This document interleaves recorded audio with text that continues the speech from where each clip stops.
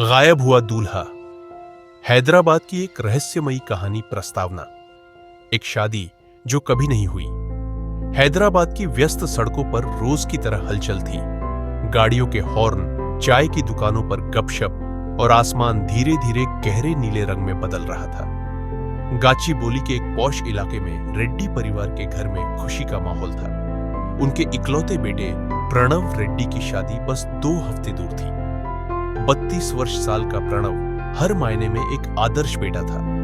एक बड़ी multinational company में सॉफ्टवेयर इंजीनियर, अच्छा कमाने वाला और सबसे बढ़कर अपने माता पिता द्वारा चुनी गई लड़की मेघना से शादी करने के लिए तैयार। सगाई की चर्चा पूरे शहर में थी और शादी इससे भी भव्य होने वाली थी। लेकिन उस रात सब कुछ बदल गया। रात 9:15 प्रणव घर से निकला। उसने अपनी मां से कहा कि वो आधे घंटे में वापस आ जाएगा। उसकी सफेद होंडा सिटी कार धीरे धीरे घर से निकली और अंधेरे में गायब हो गई। वो फिर कभी वापस नहीं आया। सुबह होते ही जो उत्सव का समय होना चाहिए था, वह एक बुरे सपने में बदल गया। प्रणव का फोन बंद था। उसका कोई सुराग नहीं था। दोस्तों और रिश्तेदारों ने उसे हर जगह ढूंढा, लेकिन कोई फायदा नहीं। खबर आग की तरह पूरे शहर में फैल गई। क्या यह अपहरण था, कोई साजिश, या फिर कुछ और भी भयानक? अध्याय 1। एक शहर सदमे में जैसे ही सुबह हुई, मेघना प्रणव के कमरे में बैठी थी। उसकी शादी की पोशाक एक सुनहरे धागों से सजी हाथी दांत आइवरी रंग की शेरवानी अब भी वहीं रखी थी, लेकिन पहनने वाला ही नहीं था। प्रणव की मां श्रीमती रेड्डी रो रोकर बेहाल थी। मेरा बेटा कभी हमें इस तरह छोड़कर नहीं जा सकता। पुलिस मौके पर पहुंची और अंतिम बार प्रणव को कहां देखा गया, इसका सुराग ढूंढने लगी। एक टोल प्लाजा के सीसीटीवी फुटेज से पता चला कि उसकी कार शमशाबाद की ओर रात 9:45 पर जाती हुई दिखाई दी थी। लेकिन क्यों? फोन ट्रेस करने पर पता चला कि उसकी आखिरी लोकेशन आउटर रिंग रोड के पास थी। जब पुलिस वहां पहुंची तो दृश्य भयावह था। सड़क किनारे उसकी कार खड़ी थी। ड्राइवर की सीट पर दरवाजा आधा खुला था। विंडशील्ड टूटी हुई थी और कार के डिक्की में एक खूनी शर्ट रखी थी। वो प्रणव की थी। शहर में अफवाहें उड़ने लगी। क्या उसकी हत्या कर दी गई थी? उसने खुद अपनी गुमशुदगी की योजना बनाई थी, या फिर उसका कोई पुराना दुश्मन लौट आया था? अध्याय 2। दुल्हन का छुपा हुआ डर। मेघना अभी भी सदमे में थी। 2 दिन पहले तक प्रणव उसके साथ हनीमून प्लान कर रहा था। अब वो कहां चला गया? फिर उसे एक बात याद आई।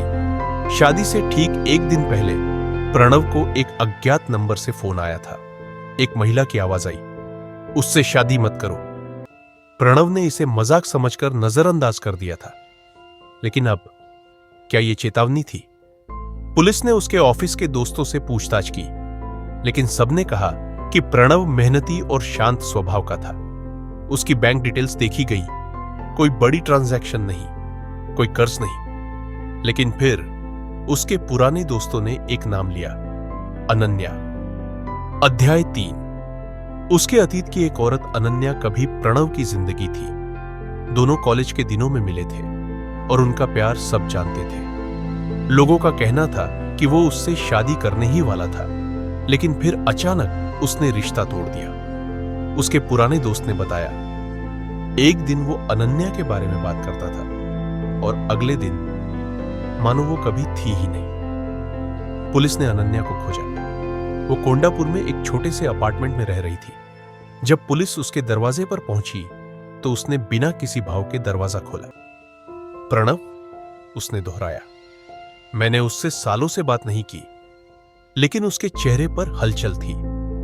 जब पुलिस ने उसकी कॉल रिकॉर्ड्स देखी तो उन्होंने कुछ चौंकाने वाला पाया। जिस रात प्रणव गायब हुआ, उसने बार बार एक नकली पहचान वाले नंबर पर फोन किया था। अध्याय 4। कैब ड्राइवर का कबूलनामा नकली नंबर 1। कैब ड्राइवर महेश का था। जब पुलिस ने उसे पकड़ा तो उसने घबराकर सच कबूल कर लिया। हम सिर्फ उसे डराना चाहते थे, महेश चीखा। वो सिर्फ जवाब चाहती थी।